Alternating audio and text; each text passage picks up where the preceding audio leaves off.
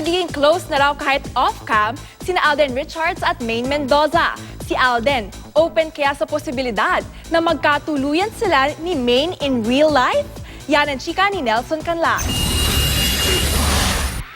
Matapos ang tamang panahon ng Sabado, ibang level na ang Aldab ngayon. Malaya na silang nakakapag-usap.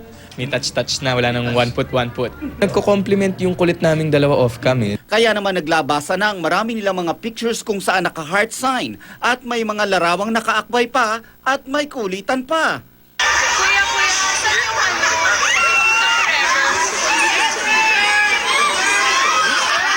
Aminado si Alden na nagsisimula ng umusbong ang totohanang pagkakaibigan nila ni Maine.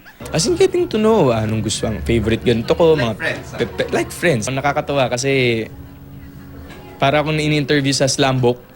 Parang gano'n.